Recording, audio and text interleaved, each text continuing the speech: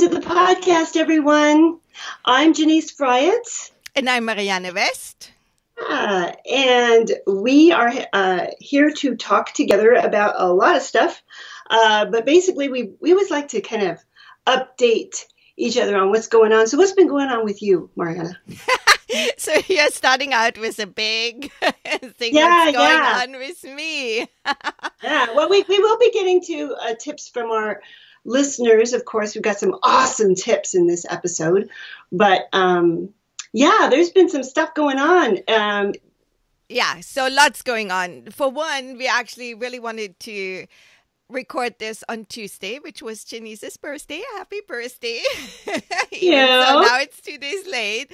And I was canning beans with my son, and there were canning emergencies going on, which we ended up just not getting to our podcast. But I ended up with 21 quarts of beans and 13 pints. So we did kidney beans, black beans, and garbanzo beans. Yeah, and Mariana was sharing that on Instagram and Facebook when she was doing that. I always love that stuff.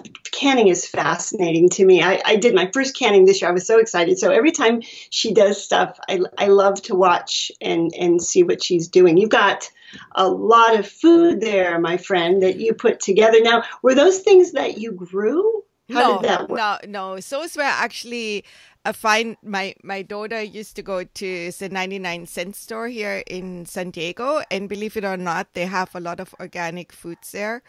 No. So so she found also beans, and I guess they were 99 cents. So my dog is barking in the background. So it's okay. I'm sorry if you guys will hear that, because I don't think we can edit it out. And hey, it's the homestead life. This is authenticity here. Yeah. We're not in a studio. We're on a little homestead, and we will hear animal noises. So anyway. For sure. Speaking of barking dogs, I didn't sleep very well last night because the dogs went off all night, and it's hot, so the windows are open, and we get visited by skunks and possums and all kinds of stuff. And every time they go crazy, I get up and check, because I think we have talked about it on the podcast, but it was actually Christmas morning. Somebody came in and killed like 13 of my hens. And by somebody, I'm not meaning a person. It was an animal of sorts. And my little dogs went crazy, and I let them out. And by the time I was with them with my flashlight and everything, whoever did it wasn't there anymore. But, so now every time they do that, I'm like, okay, there's somebody out there, especially, we built this super secure chicken compound, but that's where my big chickens are in. And then we had this broody hen, which resulted in 12 little ones. And so I'm trying to combine them now, and I have right next to the secure compound in a little enclosure, which is not as critter proof as the big one is.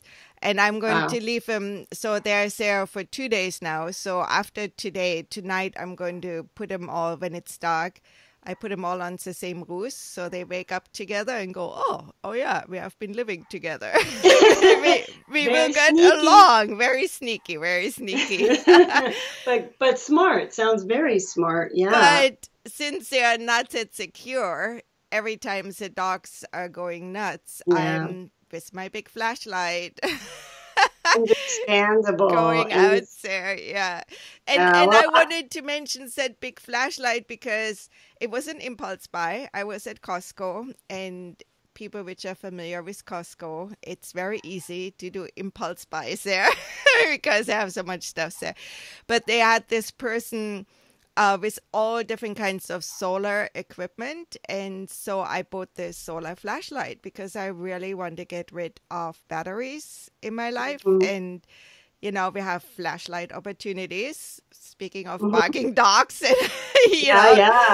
So my nightly one, and that flashlight is fantastic. Well, Oh, Yeah. well, maybe you could share the brand or whatever with everybody. So when you get a chance, maybe in the show notes or something, because I'm sure a lot of people would want to know about Yeah. that. Yeah, I don't know offhand what it is, but I wish now I would have also bought a phone charger because it's really it's bright and it charges up just being in the house. I don't even have to put it That's outside. awesome. The more Yeah. solar we can get, the better, especially when it comes to our technology. But I did not sleep as well last night, but for other reasons. I went karaokeing for my birthday. Every year when I turned 40, I decided, getting older can be a pain. It can be depressing for No, people. Yeah, no, really. yeah. And I just didn't want it to be that way. I think when I was 40, that's when I really got into a daily practice with my yoga. And I also said, I am going to have fun on my birthday. So the way that I do it is I love to karaoke. And I will just say, hey, it's my party on the night, the regular karaoke night that's nearest to my birthday. Hey, it's my birthday party. Come and do karaoke with me. And I bring a cake and I share it with everybody in the bar. And every year, there hasn't been one year that I haven't had just the best time of my life. So I had a lot of fun last night. I was out late for me, which was 11. I never stay out that. Believe me, I'm usually in bed by 9 because I get up at 5. But just so much fun, and I just highly recommend to people, everybody. I found, especially in stressful times like these, when things are rough, and Mariana and I were talking a little bit about how rough it's been.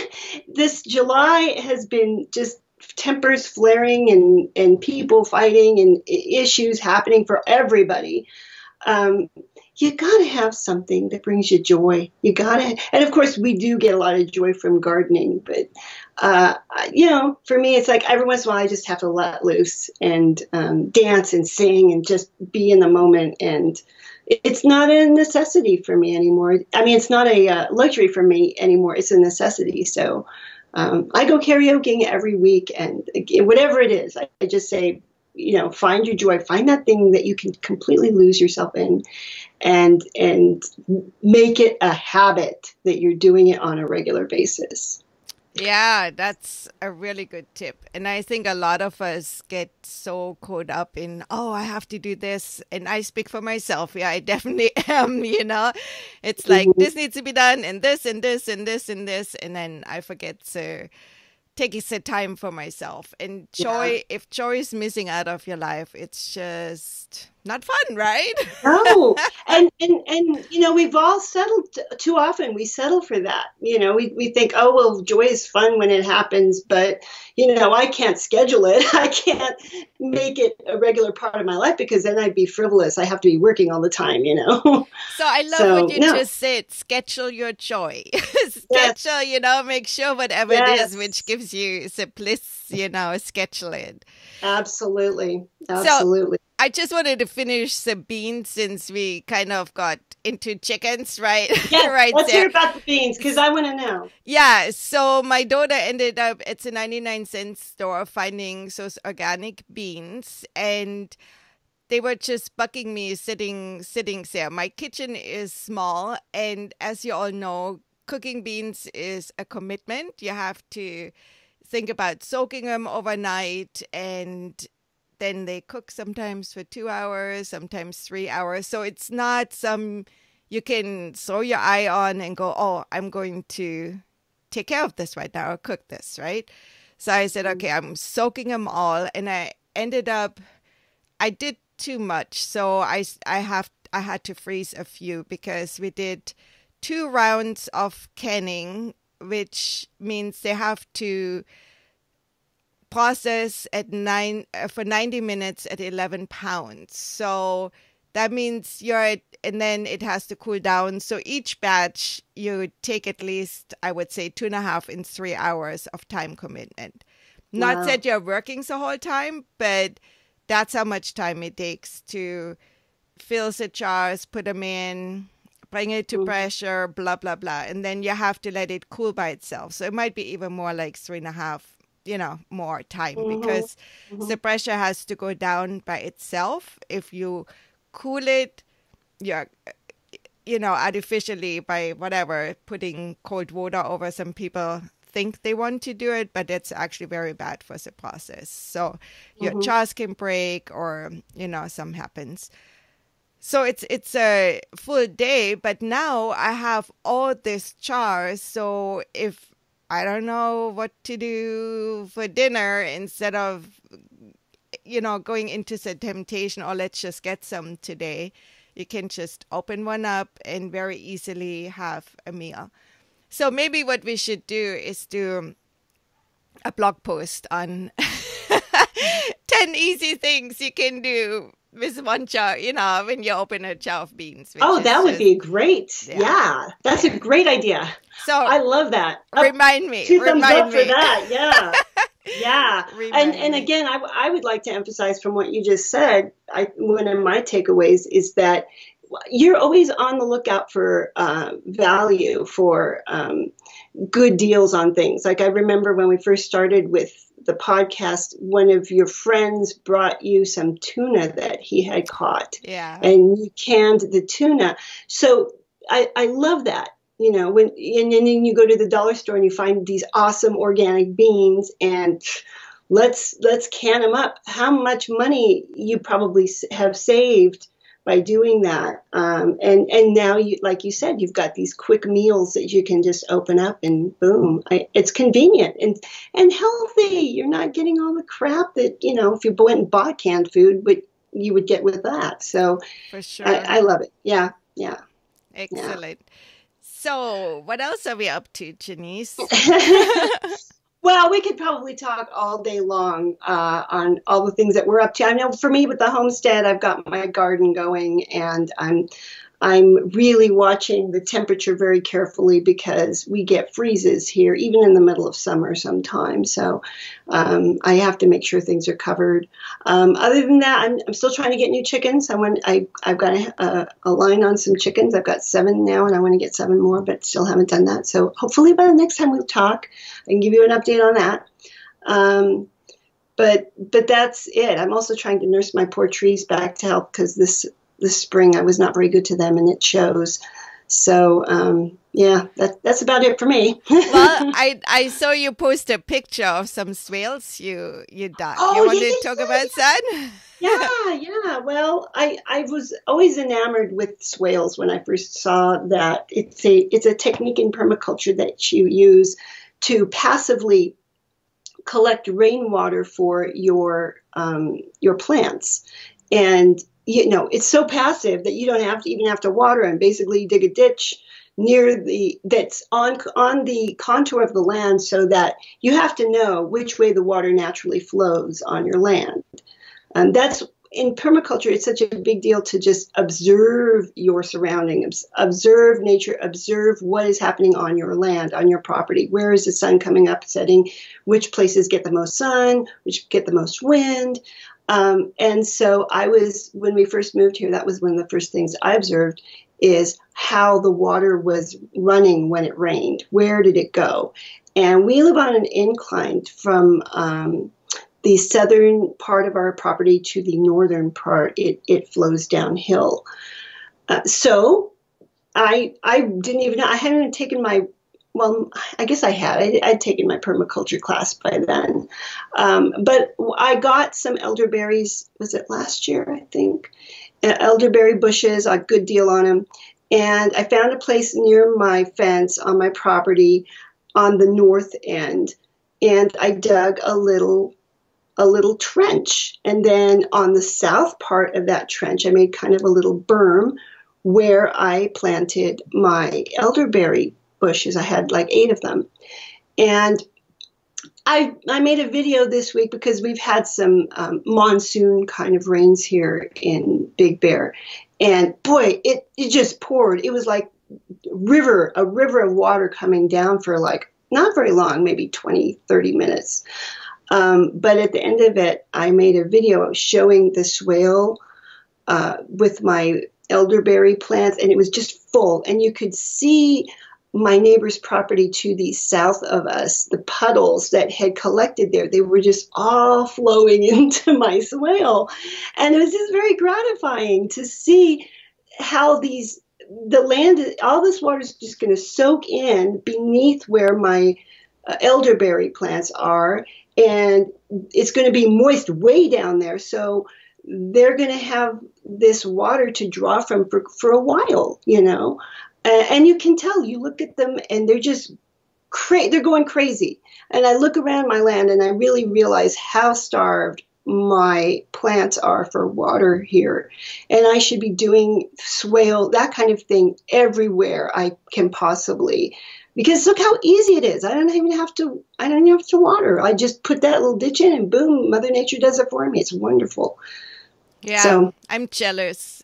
Gardening here is a challenge right now because there's no water, no rain. So anything you want to keep alive, you have to supplement water. And, you know, and I have those swales all over too. And it definitely, even if it doesn't rain, just from the moisture in the air, water always settles to the lowest point.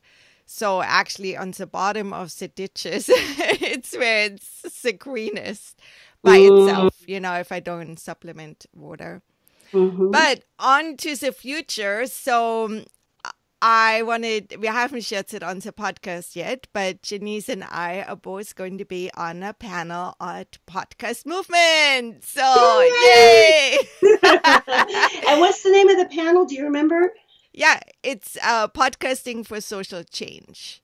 Okay. And so we are not the panel leaders, we are the panelists, and our panel leader has not let us know yet exactly what she's planning to do. But we are attempting, I mean, that's part of our podcast, is to bring about social change or change in one way or another. And from what you guys have been letting us know from the feedback you're sending to us, we have managed to influence at least a few of you. And actually, we are influencing ourselves too, because I feel when you're here, you know, spouting out to the world, do this, do that, blah, blah, blah, it inspires us to be more vigilant about our own habits. Wouldn't you say so, Janice? Yes, I would say so. Absolutely. And I would also say that the feedback, the tips, which we're going to share some of them today, have helped us too. You know, you guys have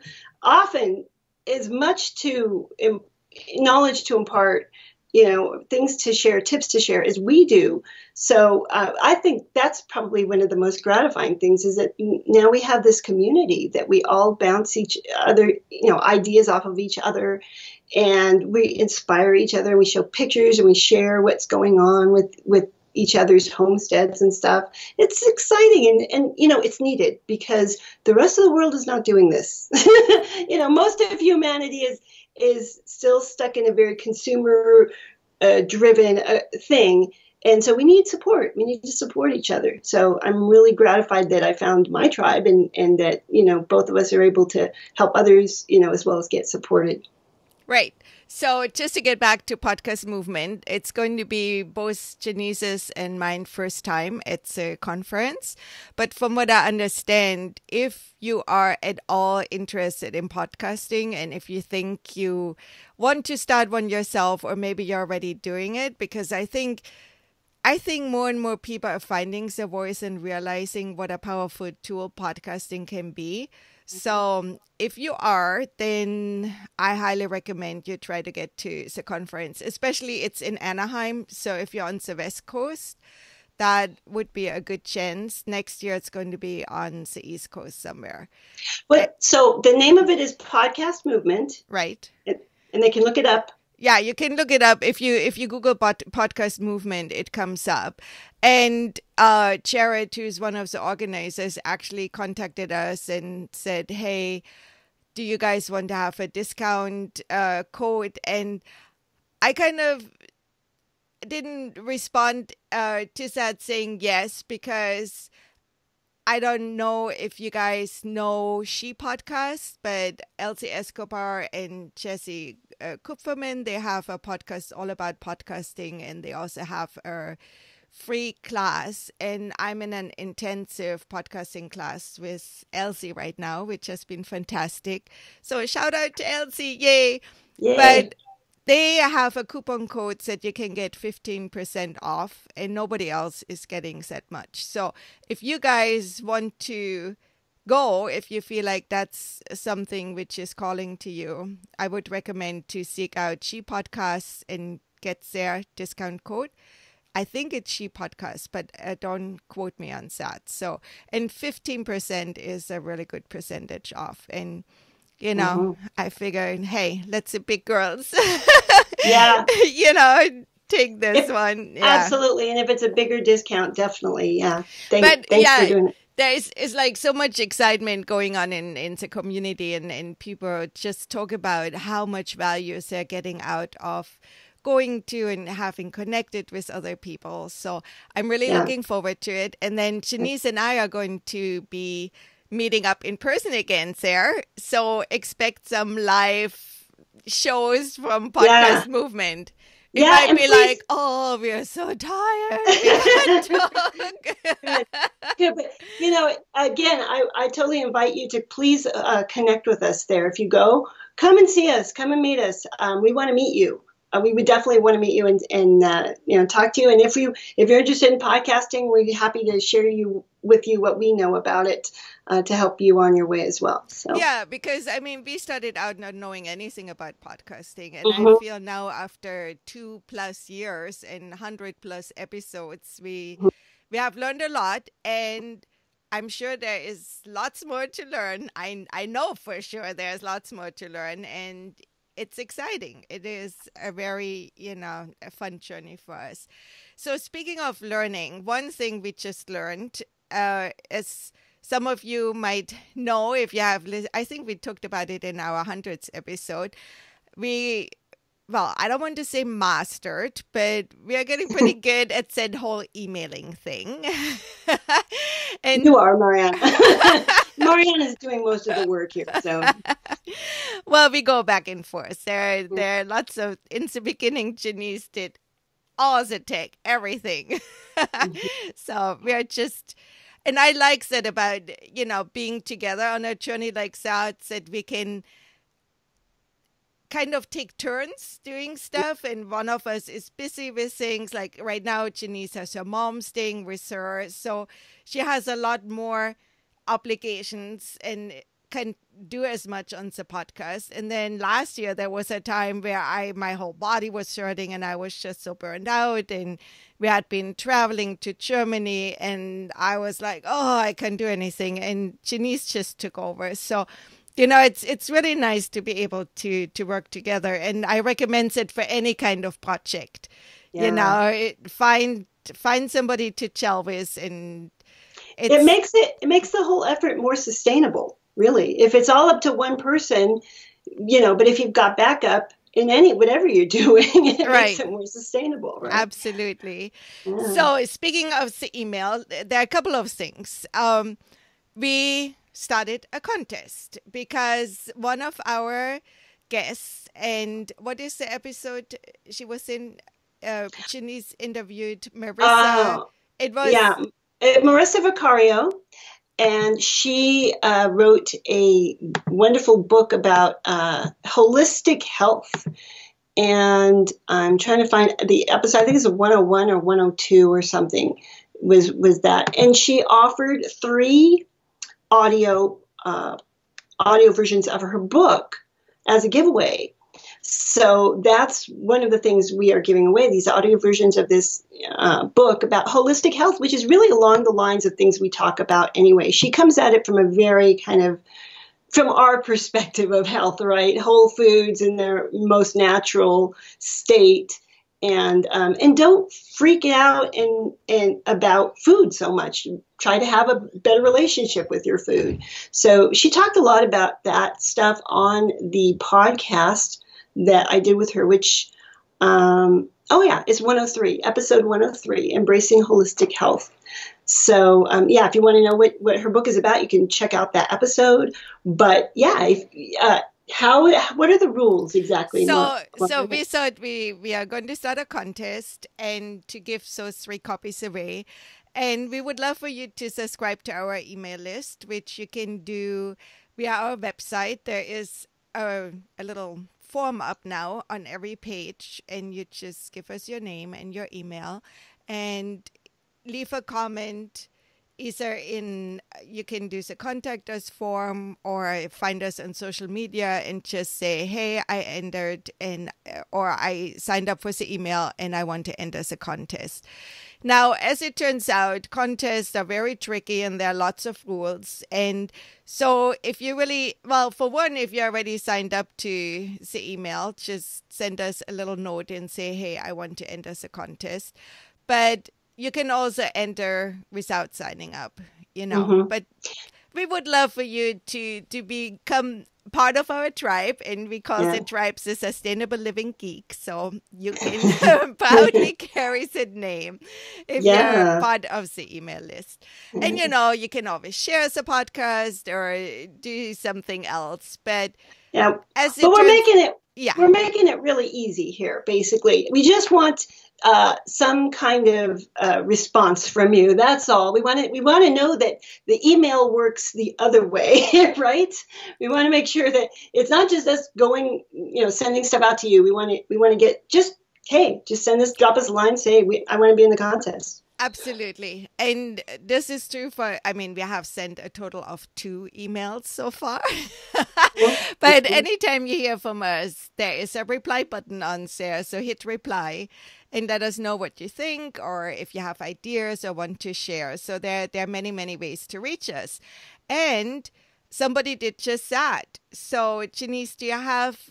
Oh, yes, Pats? I do. Yes. Okay. So this tip is from Pat Jones, who I happen to know. I work with him.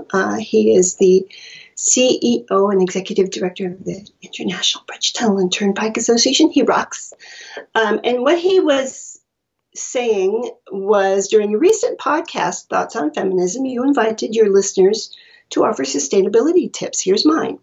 At the gym, I noticed that a lot of men, while shaving, turn on the water faucet in the sink and leave it on for the 3 to 5 minutes it takes them to shave. That's a lot of wasted water. When I shave, I lather up my face and leave the faucet off while I shave. I turn the water on only to wash the whiskers out of my razor for 3 to 4 seconds, roughly half a dozen times while I'm shaving. Compare my method, running the water for 18 to 24 seconds during my shave versus running the water continuously for 180 to 300 seconds for the guys who let the water run continuously. My message: turn off the water when you shave or brush your teeth. Turn on the faucet only when you absolutely need the water. And that is a tip from Pat Jones. Thank you, Pat. And that's an excellent tip, especially living in a semi-desert like we are. Even Big Bear, you don't have that much water up there. I guess you used to have more. Yes. And I will cop to it. I am totally guilty of sometimes letting my water run when I should not. So this is a very good reminder that it's not just for shaving, but for whatever you're doing. Try to just use the water when you have the water running only when you need to have it running. Yeah, like hand washing, you can wet your hands, put soap, and, you have the water turned off while you do all your scrubbing, which most people are not scrubbing very long. But if you are doing anything like canning or fermenting or whatever, you want to make sure you really do like a clinical scrub, where you go between all your fingers and almost up to your elbows and at least scrub like a minute. And that's a long time for running water. So there is an easy way to deal with that. And it's a hardware store. They have like little flick things you can put on the end of your faucet. So if it's on, instead of having to turn the knob or to turn, whatever your device is, how you turn it on, some you turn a knob and some you have to put a lever up and down. So it's a little flick right on the end of the faucet, and you can just with one finger click it and it turns off the water, and then very easily click it back on. So that makes it super, super simple. That's cool. Where do you find that at the hardware store? Yeah. And we should Okay. see if I'm sure it's available online. I didn't research, but we can research that, Okay. And then the other one, which is working for me very well, is that all my gray water goes to my yard. So it's directly feeding a lemon tree or bananas or some that's basically what I have mostly connected to gray water is several citrus trees and bananas. So I'm actually feeling I'm doing some good for my plants because we don't use that much water. So I feel justified letting it run because I'm basically watering my plants as I do that. Mm-hmm. But if That's you don't good. have that, I would say do a test of having a container underneath your sink where you're either doing your shaving or your washing, and let it run through the whole process and catch all that water in the bucket or whatever. And I think you will be surprised how much water will go down the drain in that 3 minutes or however long it takes you. So if you do Yeah. the test, let us know. And then the Yeah. next time, do the same container. And obviously use that water you catch to water a plant or something, right? Yeah. Or Yeah. flush the toilet for that matter. That's one Yeah. way to use gray water too. One of the things that I was doing when I was better, and this is probably what I will go back to, I need to go back to, is I would just always have what do you call it, a dish pan, like a plastic dish pan that you can get at the dollar store, right? And it would just be filled with soapy water. And I would just have it next to the sink. So I could still use the sink. Wouldn't be filled up. But as I used my dishes, I just throw them in that soapy water. And it's amazing just having it soak there. It takes away so much of the effort of washing the dishes because water is such a natural solvent in itself. And obviously, I'm saving water because I'm not having it run, to wash my dishes. Oh, So and that, time safer. yeah, If you soak stuff, then you don't spend time scrubbing it. It's yep, just doing yep, it for you. We're all about passive, yes, passive yeah, workload, right? absolutely, Yeah, absolutely. So that's so you good. got, yeah, yeah, great tip. Thank you, Pat. And now have you got one for us, Mariana? Yeah. So I had placed we do it on a semi-regular basis that we put little posts up on Instagram and Facebook and asked you guys for tips. And I'm so blown away how many people have been responding. So we probably won't get to all of you today. So if you don't hear your name today, I promise it will be soon. It will come. Okay. And so the first one I want to share, and I don't want to get too far away from my microphone, is from Instagram, and the handle of the person is Scary Harry Vampire Larry. And actually, in a post, she shared her name with me, and I forgot. I'm so sorry. I don't want to say the wrong name, and I was going to go and find it, and I couldn't find it because it was, in a conversation, so buried way down somewhere. But I'm going to message Scary Harry Vampire Larry and ask her for her name again. So what she's saying, we TerraCycle everything. We've cut out 3/4 of our toss of garbage. It's for a good cause, it earns the schools money, and it makes us feel good. I haul off 2 to 4 shopping bags of waste to the TerraCycle bin each week, and everyone feels good about it. Between that and composting, we make 1 13-gallon bag of trash a week. And I know she has a child, so there's, it's not just one person. And so I was like, wow, that's very cool. And the first thing I asked her, what is TerraCycling? Yes. And so she told me about it, said it's a company which recycles all kinds of things which are hard to recycle. And so I thought about it a little bit, and then I was hitting my head and goes, oh my gosh, I should have known this, because I think it was episode 96.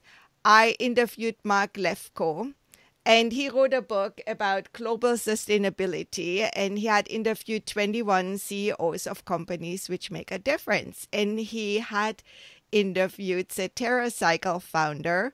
And at the time, I was like, oh, I really want to reach out to him and get an interview because, here, get this. They recycle cigarette butts. Whoa. I know. Isn't that amazing? Yeah. Right? So, but this also shows you that sometimes you have to hear things many times from different directions, you know?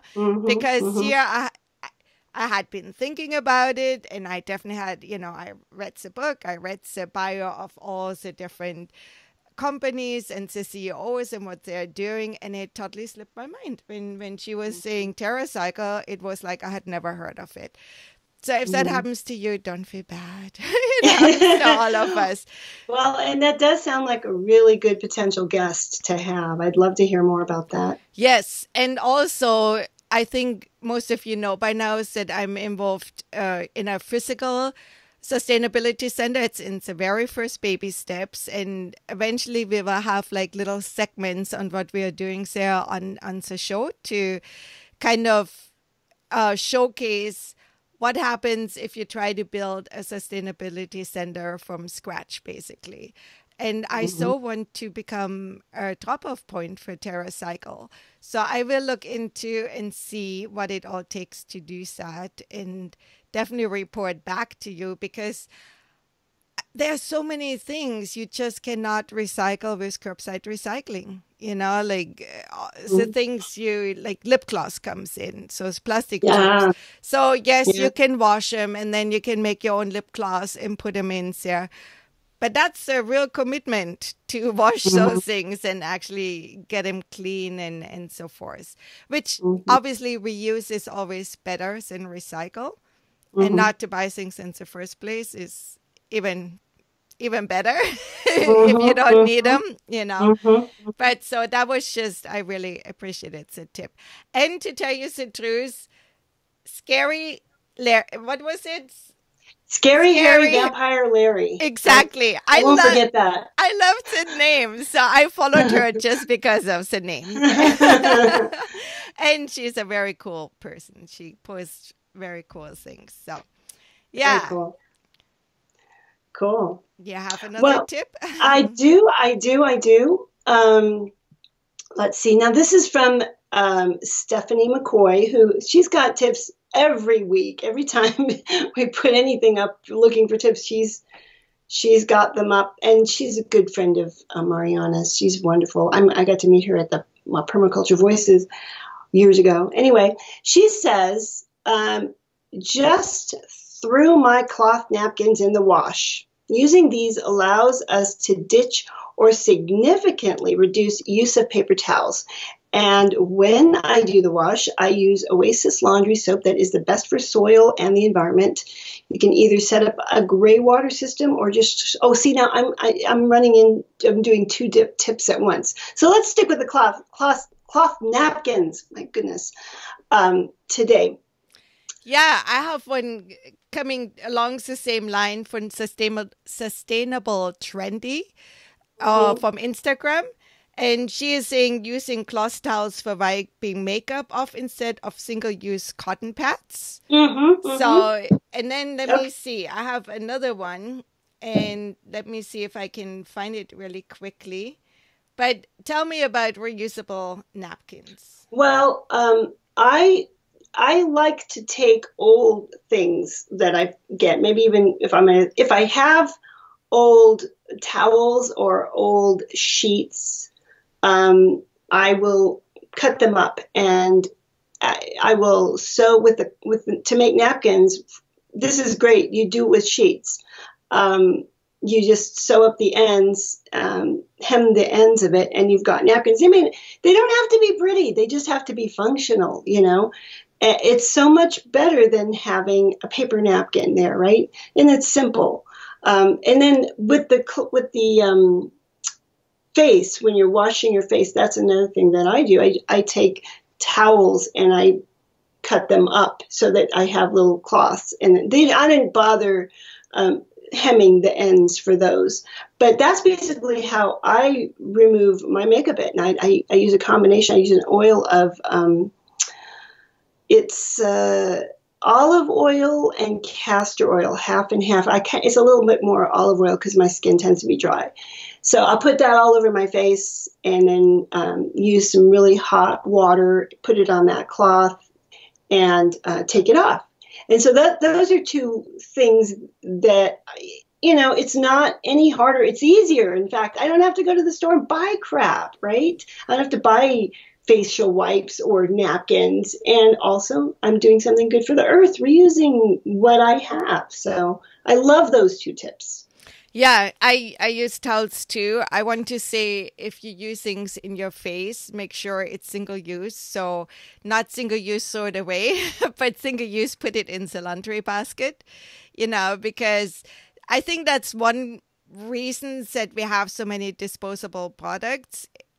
Bacteria can grow in towels, especially if they're moist and hanging around. And so instead of going to the place of saying, okay, we need to have better habits of either trying, hanging the towels that they can dry out, maybe not in the bathroom, which can stay more humid and it's harder.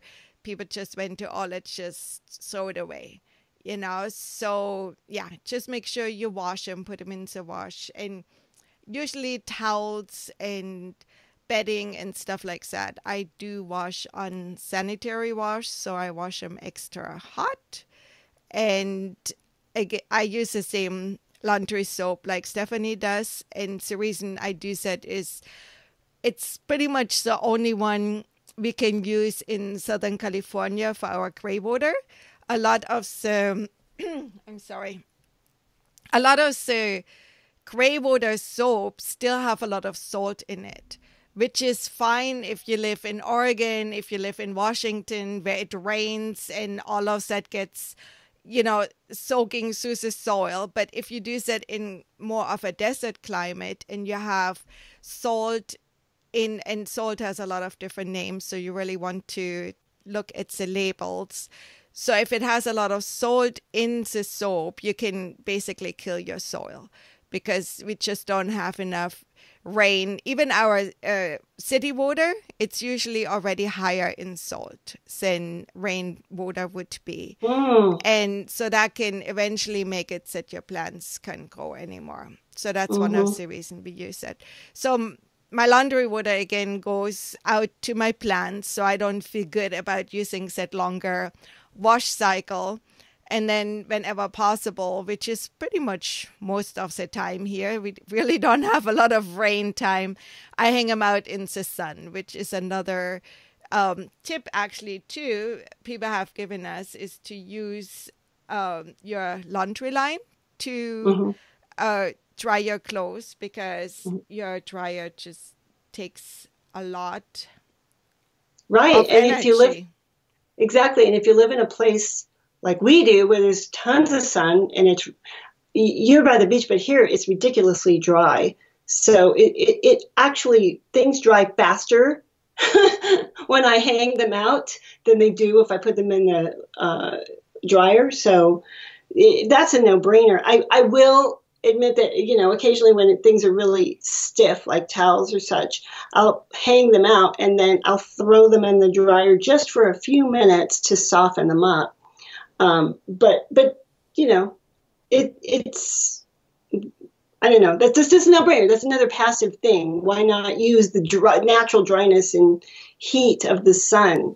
But one other thing I just wanted to say while we're on this before we get off, because we've talked a lot about several things in one tip here. We've talked about reusing old sheets and towels for napkins and facial wipes. We've talked about how to launder those things, how important it is to make sure that you're using a good temperature and killing the germs. You're not using a damp cloth over and over again with germs on it that are growing, or bacteria or fungus or whatever.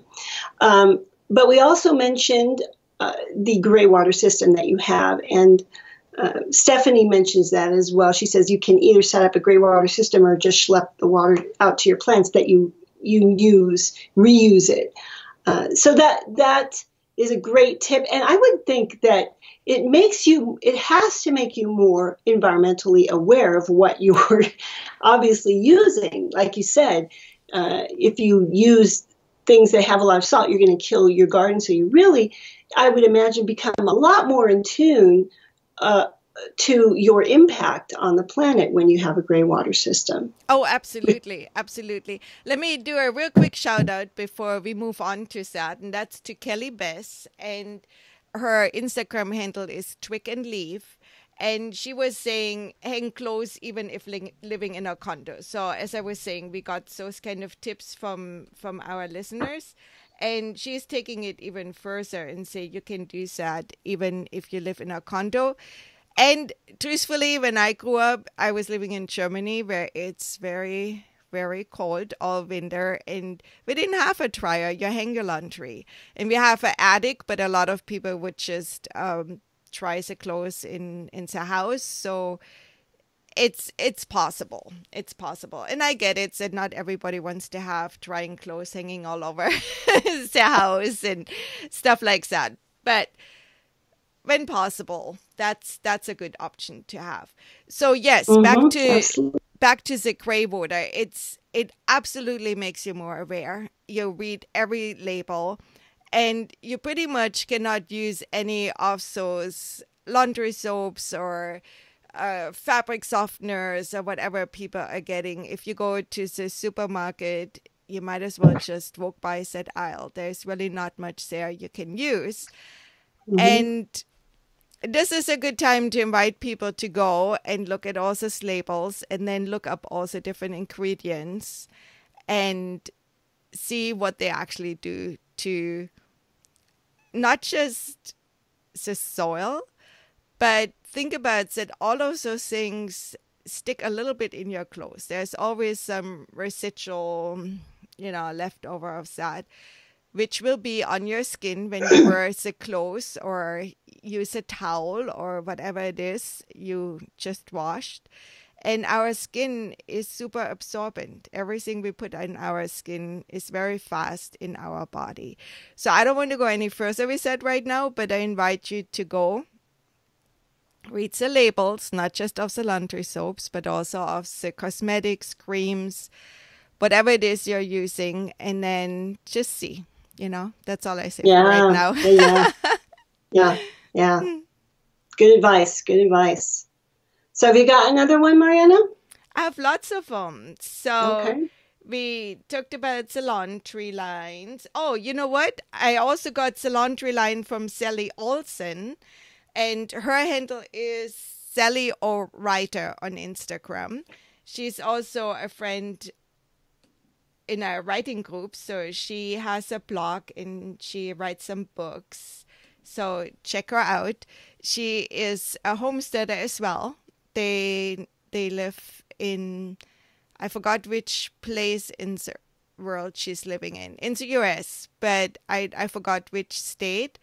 But she has a lot of good information on being a mother at home and also running a home business and having basically a homestead. So I really like her writing, and I like that tip.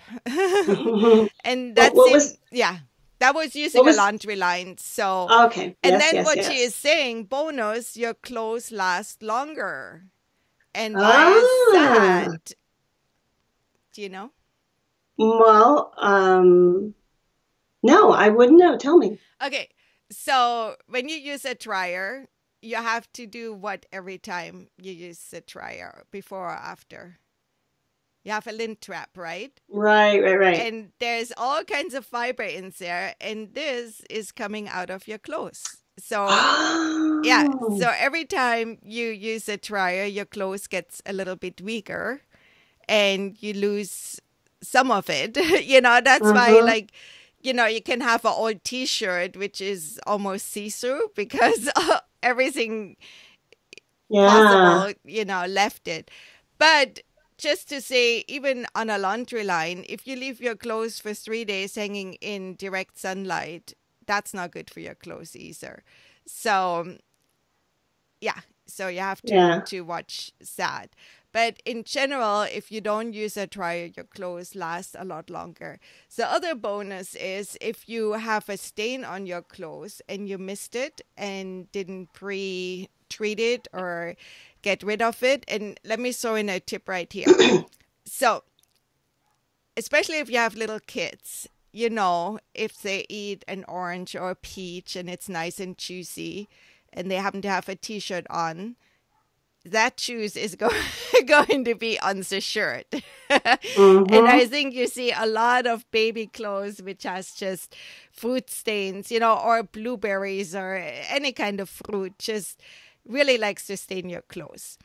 And one way to get rid of that is to boil water and go to your sink and pour that boiling water over the stain until the stain disappears. So that really works for fruit. And if you didn't do that, chances are when your clothes comes out of the laundry, it still has that same stain in it. Maybe a little bit lighter, but it's there. And if you now put it in the dryer, you set it and it's there forever. Right? If you hang it on the laundry line, you have another chance to get rid of that stain. Ah, brilliant. Yeah. Brilliant. And I have tried that boiling water thing on stains, and it really does work. And you can, you know, I've done it where I've put stain remover on the stain first and then pour the boiling water. Like if there's grease or something on it. I have my own stain remover that I make out of like Dawn detergent and hydrogen peroxide, half and half. It's amazing how powerful that is and easy it is. And if I have a particularly stubborn stain, that's what I do. And especially like, how often do you get stains on things that you're supposed to hand wash, right? That you can't even put in. So this works really well for that because you're not putting all the stress and strain of a full hot water wash on your delicate clothing. You can just, you know, it's micro targeting right on the stain with the hot boiling water. Great tip. Yeah.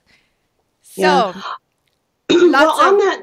Yeah. Go. Yeah, on that note, I've got something that's kind of related, a tip, and then maybe this may be our last tip because we're coming to the end of our hour. We'll probably go a little over, but so this tip is from Carol Petrie, and she posted it on our Facebook group, Sustainable Living Tips, Tools, and Tactics.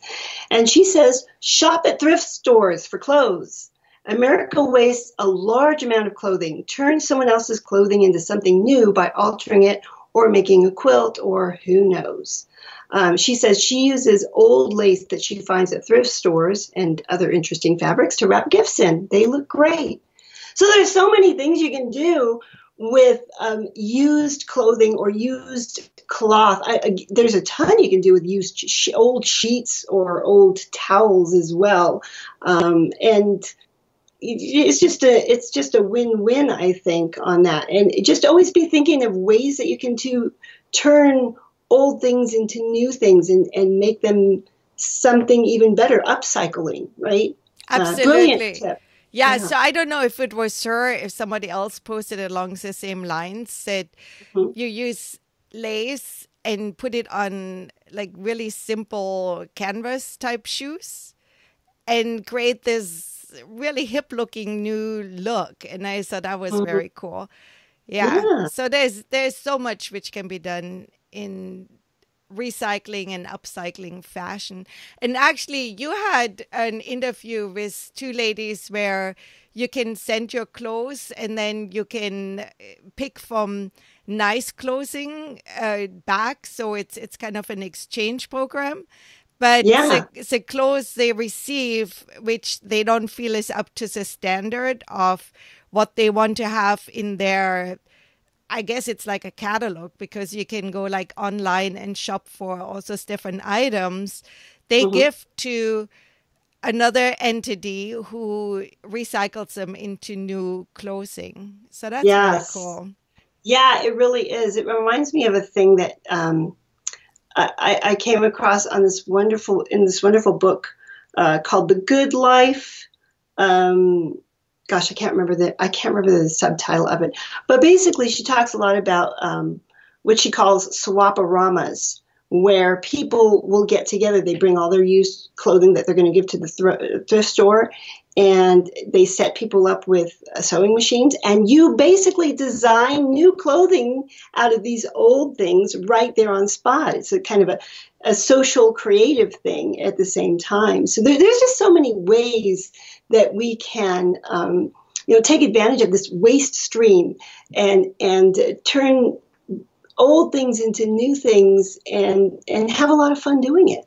I love that, because when several people come together, like, somebody is going to think of some, and somebody might have a skill you don't have. So, yeah. Yeah. And by the way, just to be more specific, that episode that Mariana was talking about, it was the topic was a silk roll. That is the name of the site where you can send in your old clothes, nice clothes, in decent condition, but then you get credits, and you can use those credits to buy other clothes that other people are recycling as well. So again, it's Silk Roll. I can't remember the number of the episode, but I will definitely put that down in the show notes, or put links to it at the end of this at the podcast. Right. Yeah. So first, when you were talking about that, I said you were going to talk about the naked lady parties, which is a thing. It's called I don't know. Tell me about this. It's called Naked Lady Party, and you bring all your clothes you don't want anymore, and so you basically have a clothes swap. But I like the name. It's a Naked Lady Party. You go and walk away dressed in a new way. Yeah. Yeah. But do you actually walk around naked? Are you all naked there doing this? I think it's up to you how you want to conduct it. Now, if you do it in a public park, I suggest do not walk around naked. Well, it just reminded me, my son in Portland, they have naked everything. They have naked bike races and naked barbecues, and so I was just curious if this is along those lines. But it just made me that for a catchy name, which it really is. Well, and I guess you could take it, that far there, but as I say, don't do it in a public park. That might be a problem. Yeah, you want to have an experience with the authorities. So I have a quick question for you. Janice, are you going to post this, or am I going to post this podcast? Let me know, because if I'm happy to. So I will post it. And the reason I'm asking this is because I have been on an app which is called Voxer. And Janice and I are going to reveal some plans very soon, how we want to use Voxer to have more access, or give you guys more access to us, and to do some fun stuff with it. And it might be going around our Patreon account. It's still in the making, so there is still a lot of thinking going in it. But I got a feedback on one of our episodes on Voxer, and I will do my best to add it right after this. So hopefully it will work, and you will hear a feedback we're getting from Voxer. And for you guys we are going to release this to YouTube as well. This is going to be raw and unedited on YouTube. And we definitely invite you to come over and join our YouTube channel, which is very small at this point. But hey, every one of you can make it go by one, and we would love that.